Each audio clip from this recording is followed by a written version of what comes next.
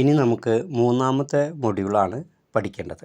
Contribution of the Karl Marx to the development of sociology. സമൂഹശാസ്ത്രത്തിൻ്റെ ഉത്ഭവത്തിനും വളർച്ചയ്ക്കും Karl മാർക്സിൻ്റെ സംഭാവന എന്താണ് എന്നതിനെ കുറിച്ചാണ് പ്രധാനമായും ഈ മൊഡ്യൂളിൽ വിശദീകരിക്കുന്നത്. ഇപ്പോൾ കാൾ മാർക്സിനെ മറ്റ് സാമൂഹ്യശാസ്ത്രകാരന്മാരോടൊപ്പം തന്നെ സാമൂഹ്യശാസ്ത്രത്തിൻ്റെ സ്ഥാപക ചിന്തകരിൽ ഒരാളായിട്ടാണ് കണക്കാക്കുന്നത്. അദ്ദേഹം അടിസ്ഥാനപരമായ ഒരു സാമ്പത്തിക തത്വചിന്തകനാണെങ്കിലും സമ്പദ് വ്യവസ്ഥയും സമൂഹവും തമ്മിലുള്ള ബന്ധത്തെ വിശദീകരിക്കാൻ അദ്ദേഹത്തിൻ്റെ രചനകൾ ശക്തമായ അടിത്തറ നൽകി.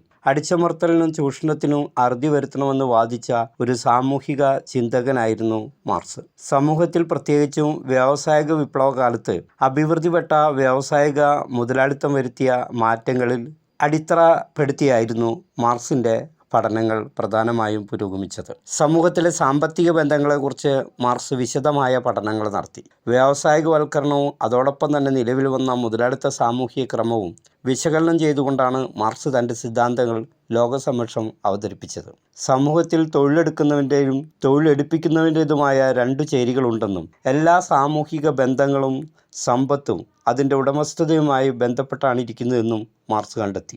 സാമൂഹിക അസമത്വങ്ങൾ ഇല്ലാതാകണമെങ്കിൽ സ്വകാര്യ സ്വത്ത് സമ്പ്രദായം അവസാനിപ്പിച്ചുകൊണ്ടുള്ള ഒരു സോഷ്യലിസ്റ്റ് സാമൂഹിക ക്രമം നിലവിൽ വരണമെന്ന് കാര്യകാരണ സഹിതം കാൾ മാർക്സ് സമർത്ഥിച്ചു. മാർക്സിൻ്റെ പ്രധാനപ്പെട്ട കൃതികൾ Das Capital, the Communist Manifesto, the German Ideology, The Poverty of Philosophy, Theories of Surplus Values, On Religion, Economic and Philosophical Manuscripts എന്നിവയാണ് പ്രധാനപ്പെട്ട കൃതികൾ.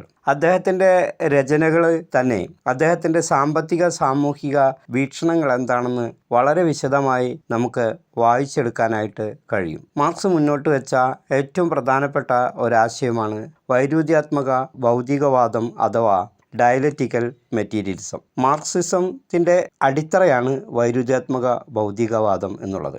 വാദപ്രതിവാദം നടത്തുക എന്നർത്ഥമുള്ള ഡയലോഗോ എന്ന ഗ്രീക്ക് വാക്കിൽ നിന്നാണ് വൈരുദ്ധ്യാത്മകവാദം അഥവാ ഡയലറ്റിക്സ് എന്ന വാക്ക് ഉണ്ടായത്.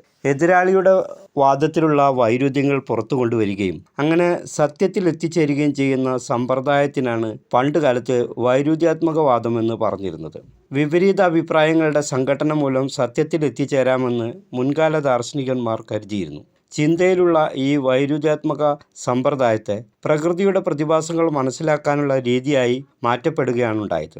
പ്രകൃതിയുടെ പ്രതിഭാസങ്ങൾ സ്ഥിരമായ ചലനത്തിനും മാറ്റത്തിനും വിധേയമാണ്. പ്രകൃതിയുടെ വളർച്ച പ്രകൃതിയിലുള്ള വൈരുദ്ധ്യങ്ങളുടെ വളർച്ചയുടെ ഫലമാണ് എന്ന് മാർക്സ് അഭിപ്രായപ്പെട്ടിരുന്നു. ഡയലറ്റിക്സ്, വാദം, പ്രതിവാദം, പുതിയ ആശയരൂപീകരണം, തീസിസ്, ആൻറ്റി തീസിസ്, സിന്തസിസ് എന്ന പ്രക്രിയയാണ് വൈരുദ്ധ്യാത്മകതയുടെ അടിത്തറ.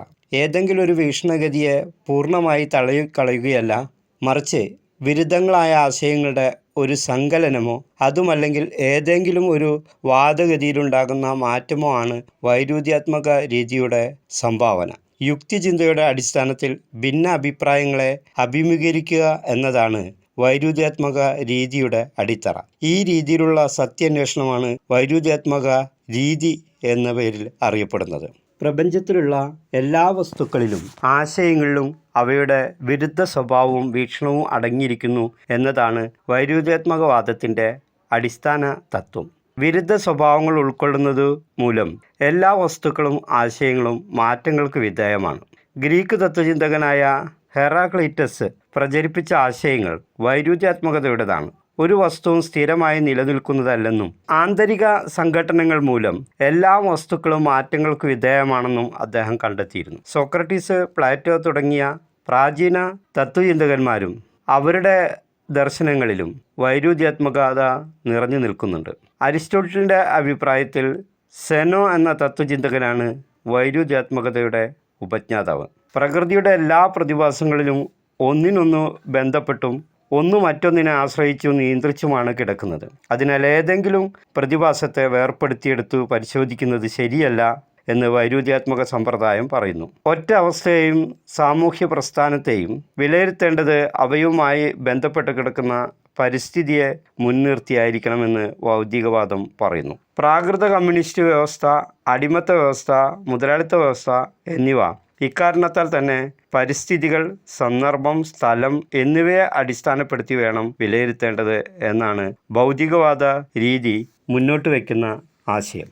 ലോകം സദാ ചലിക്കുകയും വളരുകയും ചെയ്തുകൊണ്ടിരിക്കുന്നതിനാൽ പഴയത് നശിക്കുകയും പുതിയത് മുളച്ചു പൊന്തുകയും ചെയ്യും. അതുകൊണ്ട് തന്നെ വൈരുദ്ധ്യങ്ങൾ നിലനിൽക്കുന്നിടത്തോളം കാലം ശാശ്വതമായ ഒരേ ഒരു സാമൂഹിക വ്യവസ്ഥ ഉണ്ടാവുകയില്ലെന്നും ഫ്യൂഡൽ വ്യവസ്ഥയ്ക്ക് പകരം മുതലാളിത്ത വ്യവസ്ഥ സ്ഥാപിക്കപ്പെട്ടതുപോലെ മുതലാളിത്ത വ്യവസ്ഥയ്ക്ക് പകരം സോഷ്യലിസ്റ്റ് വ്യവസ്ഥ നിലവിൽ വരുമെന്നും വൈരുദ്ധ്യാത്മകവാദം വാദിക്കുന്നു. ചരിത്ര സംഭവങ്ങളെയും പ്രകൃതി പ്രതിഭാസങ്ങളെയും വിശദീകരിക്കാനുള്ള ശ്രമത്തിൽ കാൾ മാർക്സ് അവലംബിച്ചത് ഭൗതികവാദ രീതിയാണ്. ഇത് ഹെഗലിൻ്റെയും പ്രൂതോണിൻ്റെയും ആശയവാദന രീതിയെ തുറന്നു കാണിക്കുവാൻ മാർക്സിനെ സഹായിച്ചു. ലോകത്തെ സൃഷ്ടിക്കുന്നത് പരിപൂർണമായ ആശയത്തിൻ്റെയും സാർവത്രികമായ ആത്മാവിൻ്റെയും ബോധത്തിൻ്റെയും മൂർത്ത സ്വരൂപമായിട്ടാണ്. ചിന്തിക്കുവാനുള്ള കഴിവാണ് നമുക്ക് ലോകത്തെക്കുറിച്ചുള്ള ബോധം ഉണ്ടാക്കി തരുന്നതെന്നാണ് ഹെഗലിൻ്റെ നിഗമനം. ഈ ഭൗതിക പ്രപഞ്ചവും പ്രകൃതിയും ഒക്കെ തന്നെ നമ്മുടെ ബോധത്തിൽ അല്ലെങ്കിൽ ആശയങ്ങളിൽ മാത്രമാണ് നിലനിൽക്കുന്നത് എന്നാണ് ഹെഗലിൻ്റെ അഭിപ്രായം. നമ്മുടെ എല്ലാവിധത്തിലുള്ള മാനസികവും സാമൂഹികമായ വളർച്ചയും വിരുദ്ധ ശക്തികളുടെ സംഘടനകളുടെ ഫലമായാണ് ഉണ്ടാകുന്നത് എന്ന തത്വം ഹെഗലാണ് സൈദ്ധാന്തികമായ രൂപത്തിൽ ആദ്യം അവതരിപ്പിച്ചത്. എന്നാൽ ഭൗതിക ലോകത്തിന് 2ാം സ്ഥാനവും ചിന്തിക്കുവാനുള്ള കഴിവിന് 1ാം സ്ഥാനവും അദ്ദേഹം നൽകി. മാർക്സിസ്റ്റ് ഭൗതിക ദർശനം ഇതിനു നേരെ വിപരീതമാണ്. ഭൗതിക ലോകങ്ങളിൽ മാറ്റങ്ങൾ ഉണ്ടാകുന്നത് വിരുദ്ധ ശക്തികൾ തമ്മിലുള്ള സംഘട്ടന മൂലമാണെന്ന ഹെഗലിൻ്റെ സിദ്ധാന്തവും മനുഷ്യചിന്തയുടെ അടിസ്ഥാനം സാമൂഹിക പരിസ്ഥിതികളാണെന്ന ഫോയർബാഗിൻ്റെ സിദ്ധാന്തവും മാർക്കസ് അല്ലെങ്കിൽ മാർക്സിനെ പോലെയുള്ള സൈദ്ധാന്തികർ അംഗീകരിക്കുകയും ഭൗതിക പ്രപഞ്ചത്തിന് പ്രഥമ സ്ഥാനം നൽകുന്ന വൈരുദ്ധ്യാത്മക ഭൗതികവാദം രൂപപ്പെടുത്തുകയും ചെയ്തു. മാർക്സിൻ്റെ ദർശനമനുസരിച്ച് ഭൗതിക പ്രപഞ്ചം ബോധത്തെ അല്ലെങ്കിൽ ആശയത്തെ ആശ്രയിക്കാതെ സ്വതന്ത്രമായി നിലനിൽക്കുന്ന വസ്തുനിഷ്ഠമായ ഒരു യാഥാർത്ഥ്യമാണ്.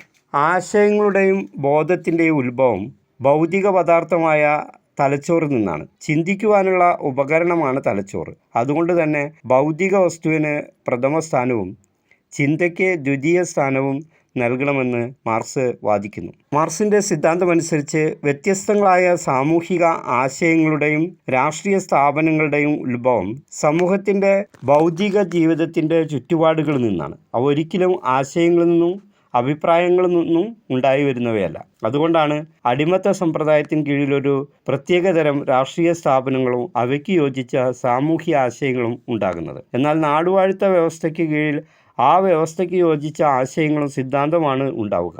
ആ സമൂഹത്തിൻ്റെ ഭൗതിക ജീവിതത്തിൻ്റെ ചുറ്റുപാടുകൾ അനുസരിച്ചാണ് ആ സമൂഹത്തിൻ്റെ ആശയങ്ങളും സിദ്ധാന്തങ്ങളും രാഷ്ട്രീയ അഭിപ്രായങ്ങളും രാഷ്ട്രീയ സ്ഥാപനങ്ങളും ഉണ്ടാകുന്നത്. മാർക്സിൻ്റെ വാക്കുകൾ ശ്രദ്ധിച്ചാൽ മനുഷ്യരുടെ ബോധമല്ല അവരുടെ അസ്തിത്വത്തെ നിയന്ത്രിക്കുന്നത് അല്ലെങ്കിൽ നിർണ്ണയിക്കുന്നത്. നേരെ മറിച്ച് അവരുടെ സാമൂഹിക അസ്തിത്വമാണ് അവരുടെ ബോധത്തെ നിർണ്ണയിക്കുന്നത്. ഭൗതിക പദാർത്ഥത്തിന് പ്രാധാന്യം നൽകുന്ന ഒരു ദർശനമാണ് ഇത്. നമ്മുടെ പ്രകൃതിയിലും ചിന്തയിലും വൈരുദ്ധ്യങ്ങൾ നിറഞ്ഞു നിൽക്കുന്നുവെന്നും ഈ വിരുദ്ധ ശക്തികളുടെ സമരം അല്ലെങ്കിൽ ഏറ്റുമുട്ടൽ മൂലമാണ് എല്ലാവിധത്തിലുള്ള മാറ്റങ്ങളും ഉണ്ടാകുന്നത് എന്നും വൈരുദ്ധ്യാത്മക ഭൗതികവാദം പറയുന്നു.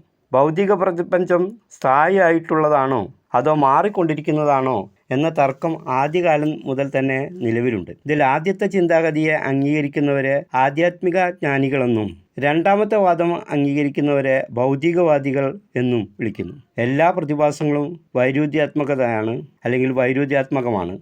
കാരണം അവയുടെ ഘടകങ്ങൾ വിരുദ്ധ സ്വഭാവങ്ങളെ പ്രതിനിധാനം ചെയ്യുന്നു. വൈരുദ്ധ്യവാദം വളർത്തിയെടുക്കുന്നതിൽ ഏറ്റവും വലിയ പങ്കുവഹിച്ചത് ഹെഗലായിരുന്നു. ആത്മീയാടിസ്ഥാനത്തിലുള്ള പ്രപഞ്ചവീക്ഷണത്തിലുള്ള ഒരു ഉപാധിയായി ഹെഗലിനെ വൈരുദ്ധ്യവാദം തിരഞ്ഞെടുത്തു. എന്നാൽ മാർക്സ് അതിനെ ഭൗതികവാദ വീക്ഷണത്തിൻ്റെ ഉപാധിയായിട്ടാണ് ഉപയോഗിച്ചത്. ചലനമില്ലാത്തതോ മാറ്റമില്ലാത്തതോ ആയ യാതൊന്നും പ്രപഞ്ചത്തിലില്ല എന്ന വസ്തുത വൈരുദ്ധ്യവാദം ഉയർത്തിപ്പിടിക്കുന്നു. മാർക്സ് മുന്നോട്ട് വെച്ച മറ്റൊരു പ്രധാനപ്പെട്ട ആശയമാണ് ഹിസ്റ്റോറിക്കൽ മെറ്റീരിയലിസം അഥവാ ചരിത്രപരമായ ഭൗതികവാദം എന്നുള്ളത്. സാമൂഹിക മാറ്റത്തിലുള്ള തൊഴിലാളി വർഗത്തിൻ്റെ ചരിത്രപരമായ കടമകളെക്കുറിച്ചുള്ള അന്വേഷണമാണ് ചരിത്രപരമായ ഭൗതികവാദത്തിൻ്റെ അടിസ്ഥാനം. മറ്റൊരു തരത്തിൽ പറഞ്ഞാൽ മനുഷ്യ സമൂഹത്തിൻ്റെ നാളിതുവരെയുള്ള വളർച്ചയുടെയും വികാസ പരിണാമങ്ങളുടെയും ഭൗതികവാദപരമായ വിശകലനമാണ് അത്. മനുഷ്യൻ്റെ കൂട്ടായ അധ്വാനത്തിൻ്റെ ഫലമായിട്ടാണ് സാമൂഹിക പുരോഗതി ഉണ്ടാകുന്നതെന്ന് ചരിത്രപരമായ ഭൗതികവാദം സമർത്ഥിക്കുന്നു. മനുഷ്യൻ്റെ നിലനിൽപ്പിനാവശ്യമായ ഭൗതിക പദാർത്ഥങ്ങളുടെ പദാർത്ഥങ്ങളുടെ ഉൽപാദനമാണ് സമൂഹത്തിൻ്റെ വികാസത്തെ നിർണയിച്ച മുഖ്യ ശക്തി. ഭക്ഷണം, വസ്ത്രം, പാർപ്പിടം മുതലായവ ഇല്ലാതെ മനുഷ്യന് ജീവിക്കുവാൻ കഴിയുകയില്ല. ഇവ ഉൽപ്പാദിപ്പിക്കണമെങ്കിൽ അതിന് യോജിച്ച ഉൽപാദന ഉപകരണങ്ങൾ ആവശ്യമാണ്. ഇത്തരം ഉൽപാദന ഉപകരണങ്ങളും അവ ഉപയോഗിക്കുന്നതിനാവശ്യമായ തൊഴിൽ വൈദഗ്ധ്യവുമുള്ള ജനങ്ങളും കൂടിച്ചേർന്നാൽ സമൂഹത്തിൻ്റെ ഉൽപാദന ശക്തിയായി. ആദിമ മനുഷ്യൻ ഒറ്റയ്ക്കായല്ല തങ്ങളുടെ ജീവിതം നയിച്ചിരുന്നത്, മറിച്ച് സംഘങ്ങളായിട്ടോ സമൂഹങ്ങളായിട്ടോ ആണ്. പ്രകൃതി ശക്തികളോടും വന്യജീവികളോടും എതിരിട്ട് ജീവിക്കണമെങ്കിൽ ഇത്തരമൊരു കൂടിച്ചേരൽ ആവശ്യമാണ്. അതായത് സാമൂഹിക ജീവിതം ആരംഭിക്കുന്നത് മനുഷ്യർ തമ്മിലുള്ള ബന്ധങ്ങളിൽ നിന്നുകൂടിയാണ്. ഭൗതിക പദാർത്ഥങ്ങളുടെ ഉൽപാദന കാര്യത്തിലും ജനങ്ങൾ തമ്മിൽ പരസ്പര ബന്ധങ്ങളിൽ ഏർപ്പെടേണ്ടി വന്നു.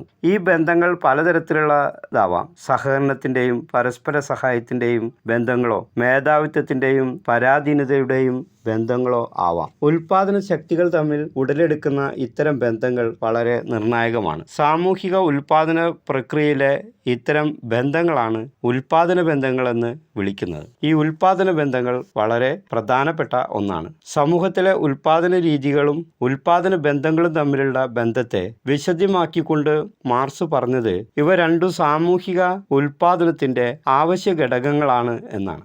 സാമൂഹിക വികാസത്തിൻ്റെ ചരിത്രത്തെ മാർക്സ് വിശദീകരിച്ചത് നൂറ്റാണ്ടുകളിലൂടെ ഒന്നിനുമീതെ ഒന്നായി തുടർന്നു വരുന്ന ഉൽപാദന രീതികളുടെ ചരിത്രമായിട്ടാണ്. ചരിത്രത്തെ ഒരിക്കലും രാജാക്കന്മാരുടെയും സേനാനായകന്മാരുടെയും വെട്ടിപ്പിടുത്തങ്ങളുടെയും പരാക്രമങ്ങളുടെയും വീരഗാഥയായി കാണുവാൻ മാർക്സ് തയ്യാറായില്ല. അതിനു പകരം സമൂഹത്തിൻ്റെ നിലനിൽപ്പിനാവശ്യമായ ഭൗതിക പദാർത്ഥങ്ങൾ സൃഷ്ടിച്ചുകൊണ്ടിരിക്കുന്ന അധ്വാനിക്കുന്ന ജനവിഭാഗങ്ങളുടെ ചരിത്രമാണ് അത് എന്ന് മാർക്സ് സമർത്ഥിക്കുകയാണ് ഉണ്ടായത്.